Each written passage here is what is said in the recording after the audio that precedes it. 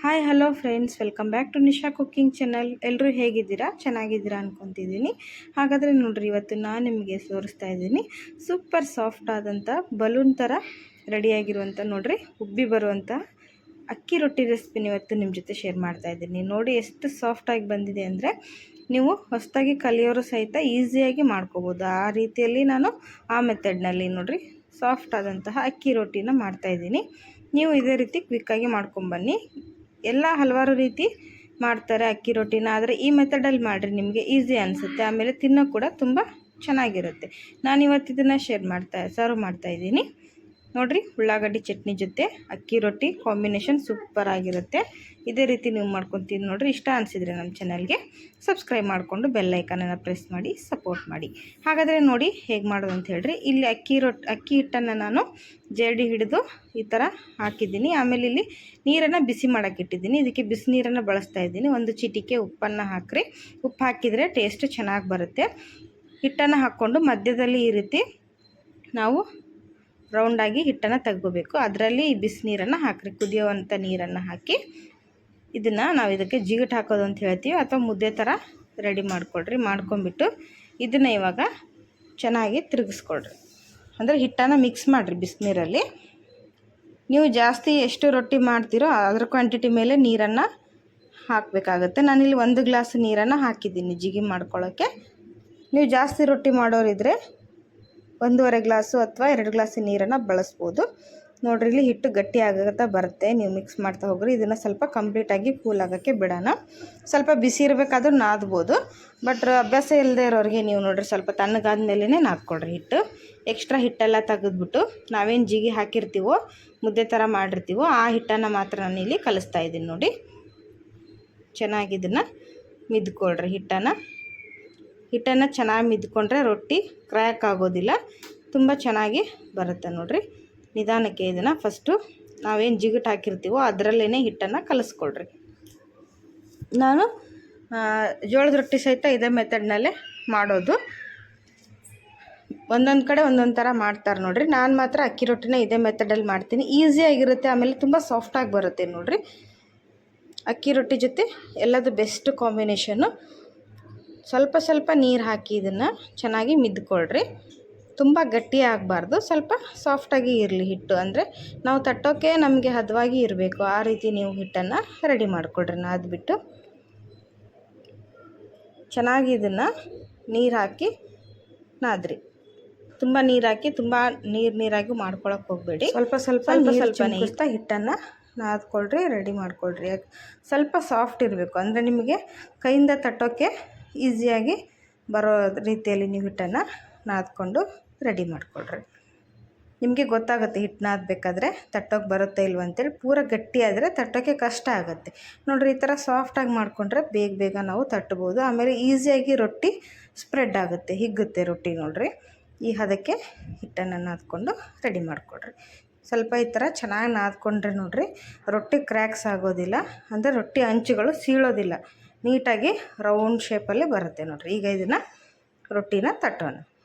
ನಿಮಗೆ ಯಾವ ಗಾತ್ರಕ್ಕೆ ರೊಟ್ಟಿ ತಟ್ಟೋದಿದೆ ಅಷ್ಟು ಹಿಟ್ಟನ್ನು ತೊಗೊಳ್ರಿ. ಅಂದರೆ ಚಿಕ್ಕದಾಗಿ ಮಾಡೋದಿದ್ರೆ ಸ್ವಲ್ಪ ಸಣ್ಣದಾಗಿ ತೊಗೊಳ್ರಿ ಉಳ್ಳಿನ. ಇಲ್ಲಾಂದರೆ ಮೀಡಿಯಮ್ ಮಾಡೋದಿದ್ರೆ ಈ ರೀತಿ ಒಂದು ರೊಟ್ಟಿ ಉಳ್ಳಿ ಮಾಡಿಕೊಂಡು ರೌಂಡಾಗಿ ಫಸ್ಟ್ ಈ ಥರ ತೊಗೊಳ್ರಿ. ಮಾಡಿಕೊಂಡು ಶೇಪ್ ಮಾಡಿಕೊಡ್ರಿ ರೌಂಡಾಗಿ. ಆಮೇಲೆ ಕೆಳಗೆ ಈ ಥರ ಹಿಟ್ಟನ್ನು ಹಾಕಿಬಿಟ್ಟು ಚೆನ್ನಾಗಿ ಕೈಗೆ ಹಿಟ್ಟನ್ನು ಅದ್ಕೊಳ್ರಿ. ಅಂದರೆ ನಾವು ತಟ್ಟಬೇಕಾದ್ರೆ ನಮ್ಮ ಕೈಗೆ ಹಿಟ್ಟು ಅಂಟೋದಿಲ್ಲ. ಸ್ವಲ್ಪ ಈ ಥರ ಹಿಟ್ಟನ್ನು ಅದ್ದಿಬಿಟ್ಟು ಚೆನ್ನಾಗಿ ತಟ್ಟಿರಿ ರೊಟ್ಟಿನ. ಆವಾಗ ನಿಮಗೆ ಬೇಗ ಬರುತ್ತೆ, ಆಮೇಲೆ ಈಸಿಯಾಗಿರುತ್ತೆ ತಟ್ಟೋಕ್ಕೆ. ನೋಡಿ, ಎಡ್ಜಸ್ಸನ್ನು ಸ್ವಲ್ಪ ಸಪೋರ್ಟ್ ಮಾಡಿರಿ ಎಡಗೈಯಿಂದ. ಈ ಥರ ಸಪೋರ್ಟ್ ಮಾಡ್ತಾ ತಟ್ಕೊಳ್ರಿ. ಬೇಗನೆ ರೊಟ್ಟಿ ರೆಡಿ ಆಗುತ್ತೆ. ನೋಡಿ, ಈಸಿಯಾಗಿ ನೀವು ಮಾಡ್ಕೋಬೋದು. ಈಸಿಯಾಗಿ ರೊಟ್ಟಿ ತಿರುಗಬೇಕು ಅಂದರೆ ಕೆಳಗೆ ಹಿಟ್ಟನ್ನು ಹಾಕಿರಿ. ಹಿಟ್ಟು ಚೆನ್ನಾಗಿದ್ದರೆ ರೊಟ್ಟಿ ಈಸಿಯಾಗಿ ತಿರುಗುತ್ತೆ. ಇವಾಗ 2 ಕೈಯಿಂದ ಈ ಥರ ತಟ್ಟಿರಿ. ಒಂದು ಕೈಯಿಂದ ತಿರುಗಿಸಿ ಒಂದು ಕೈಯಿಂದ ತಟ್ತಾ ಹೋದರೆ ಒಂದು ಹತ್ರ ದಪ್ಪ ಒಂದು ಹತ್ರ ತೆಳ್ಳಗಾಗಲ್ಲ, ಈಕ್ವಲ್ ಆಗಿರುತ್ತೆ ರೊಟ್ಟಿ. ದಪ್ಪ ಸಣ್ಣ ಇರೋದಿಲ್ಲ ನೋಡಿರಿ. ಅಂದರೆ ನಾವು ತಟ್ಟಬೇಕಾದ್ರೆ ಒಂದು ಹತ್ರ ದಪ್ಪ ಒಂದು ಹತ್ರ ತೆಳ್ಳಗಾಗೋದಿಲ್ಲ. ಈ ಥರ ನೀವು ಚೆನ್ನಾಗಿ ಎಲ್ಲ ಕಡೆ ನೀಟಾಗಿ ತಟ್ಕೊಂಡು ರೆಡಿ ಮಾಡಿಕೊಳ್ರಿ. ನೋಡಿ, ಈ ಥರ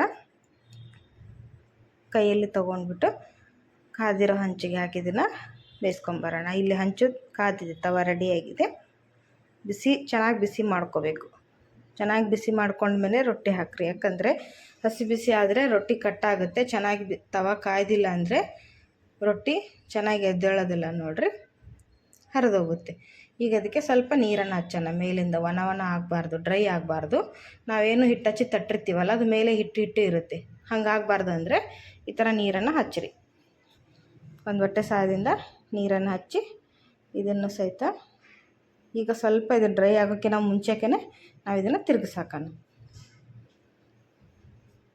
ನಾನು ಹೇಳ್ದಂಗೆ ಎಲ್ಲ ಕಡೆಗಳಲ್ಲೂ ಅಕ್ಕಿ ರೊಟ್ಟಿನ ಒಂದೊಂದು ರೀತಿ ಮಾಡ್ತಾರೆ, ಬಟ್ ನಾನು ಮಾತ್ರ ಇದೇ ಥರ ಮಾಡ್ತೀನಿ ನೋಡಿರಿ. ನನಗಿದು ಈಸಿ ಅನಿಸುತ್ತೆ. ಆಮೇಲೆ ರೊಟ್ಟಿ ತುಂಬ ಸಾಫ್ಟಾಗಿ ಬರುತ್ತೆ ನೋಡಿರಿ.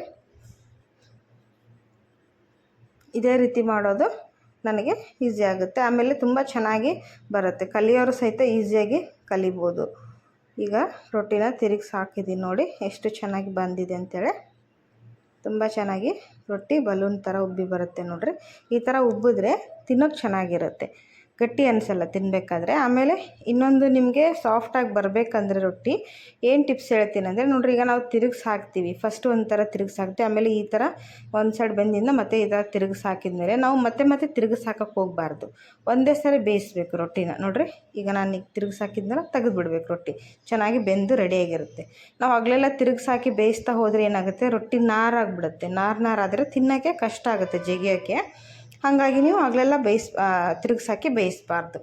ನಾನಿಲ್ಲಿ ಇನ್ನೊಂದು ರೊಟ್ಟಿನ ರೆಡಿ ಮಾಡ್ತಾಯಿದ್ದೀನಿ ನೋಡಿ. ಚೆನ್ನಾಗಿ ಈ ಥರ ಇದಕ್ಕೆ ರೌಂಡ್ ಶೇಪ್ ಕೊಟ್ಕೊಂಡು ರೊಟ್ಟಿನ ರೆಡಿ ಮಾಡಿಕೊಡ್ರಿ. ಹಿಟ್ಟನ್ನು ಈಗ ಇದಕ್ಕೆ ನಾನು ಹೇಳ್ದಂಗೆ ಕೆಳಗೆ ಹಿಟ್ಟು ಹಾಕಿಬಿಟ್ಟು ಚೆನ್ನಾಗಿ ಈ ಥರ ತಟ್ಟ್ರಿ. ಸ್ವಲ್ಪ ಹಿಟ್ಟು ಜಿಗಿ ಜಾಸ್ತಿ ಇದ್ದರೆ ಚೆನ್ನಾಗಿ ಬರುತ್ತೆ ನೋಡಿರಿ, ಈಸಿ ಆಗುತ್ತೆ ನಿಮಗೆ ಮಾಡೋಕ್ಕೆ. ಈ ಮೆಥಡಲ್ಲಿ ಒಂದು ಸರಿ ಟ್ರೈ ಮಾಡಿ ನೋಡಿರಿ. ಇದು ನಿಮಗೆ ಈಸಿ ಅನಿಸಿದರೆ, ನಿಮಗೇನಾದರೂ ಇದು ಇಷ್ಟ ಅನಿಸಿದರೆ ನಮ್ಮ ಚಾನಲ್ಗೆ ನಾನು ಹೇಳ್ದಂಗೆ ಸಪೋರ್ಟ್ ಮಾಡಿ. ಆಮೇಲೆ ಸಬ್ಸ್ಕ್ರೈಬ್ ಮಾಡಿಕೊಂಡು ವೀಡಿಯೋಗಳನ್ನು ನೋಡಿರಿ. ಇನ್ನು ಯಾರು ಹೊಸದಾಗಿ ನೋಡ್ತಾ ಇದ್ದೀರಾ ನೋಡಿ, ನಮ್ಮ ಚಾನಲ್ಗೆ ದಯವಿಟ್ಟು ಸಬ್ಸ್ಕ್ರೈಬ್ ಮಾಡಿಕೊಂಡು ಬೆಲ್ ಐಕನನ್ನು ಪ್ರೆಸ್ ಮಾಡಿ ವೀಡಿಯೋಗಳನ್ನು ನೋಡಿರಿ. ಯಾಕೆ ಅಂದರೆ ಬೆಲ್ ಐಕನ್ ಒತ್ತೋದ್ರಿಂದ ನಾನು ಡೈಲಿ ಹಾಕೋ ವೀಡಿಯೋಗಳ ನೋಟಿಫಿಕೇಷನ್ ನಿಮಗೆ ಬರುತ್ತೆ. ಆವಾಗ ಈಸಿಯಾಗಿ ನೀವು ವೀಡಿಯೋಗಳನ್ನು ನೋಡ್ಬೋದು. ಈಗ ನೋಡಿರಿ, ಇದು ರೊಟ್ಟಿ ಕೂಡ ರೆಡಿ ಆಯಿತು. ಚೆನ್ನಾಗಿ ಇದನ್ನು ಈಕ್ವಲಾಗಿ ತಟ್ಟಿ ರೆಡಿ ಮಾಡಿಕೊಡ್ರಿ. ಮತ್ತು ಹಂಚು ಚೆನ್ನಾಗಿ ಬಿಸಿಯಾಗಿದೆ. ಇದನ್ನು ಹಂಚಿಗೆ ಹಾಕ್ಬಿಟ್ಟು ಚೆನ್ನಾಗಿ ಇದನ್ನು ಒಂದು ರೊಟ್ಟಿ ಬೇಯಿಸ್ಕೊಳ್ಳೋಣ. ನಿಮಗೆ ತಟ್ಟೋಕ್ಕೆ ಬರಲ್ಲ ಅನ್ನೋರು ನಾನು ನಿಮಗೆ ಇನ್ನೂ ಒಂದು ಮೆಥಡನ್ನು ತೋರಿಸ್ತೀನಿ ನೋಡಿರಿ. ನಾವು ಇದನ್ನು ಚಪಾತಿ ಥರ ಈಸಿಯಾಗಿ ಲಟ್ಟಿಸ್ಕೊಂಡು ಮಾಡ್ಬೋದು. ಅದು ಮೆಥಡ್ ಸಹಿತ ನಿಮಗೆ ನಾನಿಲ್ಲಿ ತೋರಿಸ್ತೀನಿ. ಈ ರೊಟ್ಟಿಗೆ ಸ್ವಲ್ಪ ನೀರು ಹಚ್ಚಿ ಚೆನ್ನಾಗಿ ಬಟ್ಟೆಯಲ್ಲೇ ಅದ್ಬಿಟ್ಟು ಸ್ವಲ್ಪ ಹಿಂಡಿ ಈ ಥರ ಹಚ್ಚಿರಿ. ತುಂಬ ನೀರಾಗಿ ಮಾಡೋಕ್ಕೆ ಹೋಗ್ಬೇಡ್ರಿ. ಸ್ವಲ್ಪ ಹಿಂಡಿ ಹಚ್ಚಿ ಇದನ್ನು ತಿರುಗಿಸಾಕಿ. ಈಗ ನೋಡಿ, ಈ ಕಡೆನೂ ಬೆಂದಿದೆ. ತುಂಬ ಚೆನ್ನಾಗಿ ಬರುತ್ತೆ. ಬ್ರೇಕ್ಫಾಸ್ಟ್, ಲಂಚ್ ಎಲ್ಲದಕ್ಕೂ ಒಳ್ಳೆಯದು ನೋಡಿರಿ. ಇದು ಚಿಕನ್ ಕರಿ, ಮಟನ್ ಕರಿ ಇರ್ಬೋದು, ಯಾವುದೇ ಡಿಶಲ್ಲಿ ಸಹಿತ ಇದು ಬೆಸ್ಟ್ ಕಾಂಬಿನೇಷನ್ ಆಗಿರುತ್ತೆ ಅಕ್ಕಿ ರೊಟ್ಟಿ ನೋಡಿ. ಈಗ ಇದನ್ನು ಮತ್ತೆ ತಿರುಗಿಸಾಕಿ ಬೇಯಿಸೋ ಅವಶ್ಯಕತೆ ಇಲ್ಲ. 2 ಸರಿ ನಾವು 2 ಕಡೆ ಚೆನ್ನಾಗಿ ಬೇಯಿಸ್ಕೊಂಡ್ರೆ ಮುಗೀತು. ಇವಾಗ ಇದನ್ನು ಸಹಿತ ತೆಗೆದು ಪ್ಲೇಟಿಗೆ ಹಾಕೋಣ.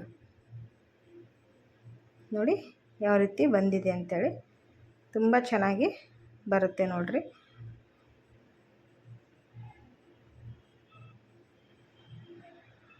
ಈಗ ನಾನು ಇದನ್ನೇ ಲಟ್ಟಿಸಿ ಹೇಗೆ ಮಾಡೋದು ಅಂತ ತೋರಿಸ್ತೀನಿ ನೋಡಿರಿ. ನಾನು ಹೇಳ್ದಂಗೆ ಫಸ್ಟೇ ಈ ಥರ ರೌಂಡಾಗಿ ಒಂದು ಉಳ್ಳಿನ ತೊಗೊಂಡು ಸ್ವಲ್ಪ ಫಸ್ಟಿಗೆ ಒಂದೆರಡು ಸ್ವಲ್ಪ ತಟ್ಟ್ರಿ ಅದನ್ನು. ರೊಟ್ಟಿನ ಚೂರು ಅಗಲ ಆಗಬೇಕು.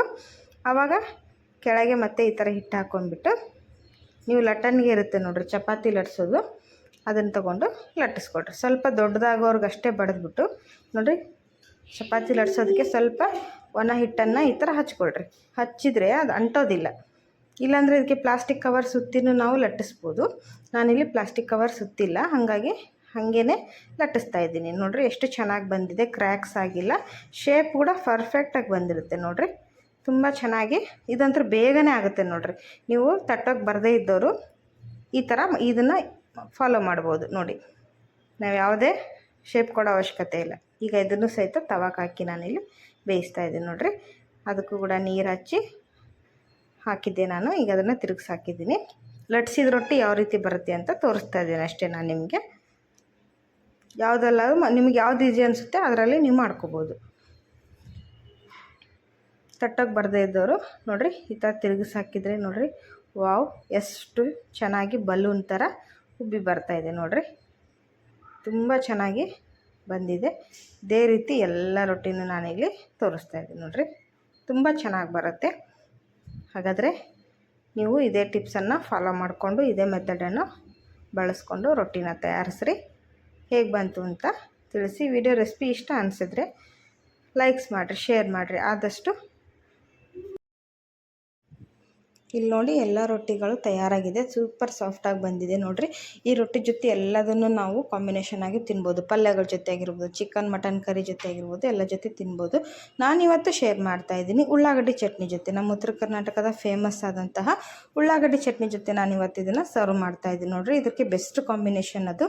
ಆ ಉಳ್ಳಾಗಡ್ಡಿ ಚಟ್ನಿ ರೆಸಿಪಿನೂ ಸಹಿತ ನಾನು ಆಲ್ರೆಡಿ ವಿಡಿಯೋಗಳಲ್ಲಿ ಶೇರ್ ಮಾಡಿದ್ದೀನಿ, ಅಲ್ಲಿ ಹೋಗಿ ನೀವು ನೋಡ್ಬೋದು. ಹೇಗೆ ಅದೇ ರೀತಿ ನೀವು ಕೂಡ ಮಾಡಿಕೊಂಡು, ಇದು ಜೋಳದ ರೊಟ್ಟಿ ಮತ್ತು ಅಕ್ಕಿ ರೊಟ್ಟಿ, ಚಪಾತಿ, ರೈಸ್ಗೆ ಎಲ್ಲದಕ್ಕೂ ಒಳ್ಳೆ ಕಾಂಬಿನೇಷನ್ ನೋಡಿ.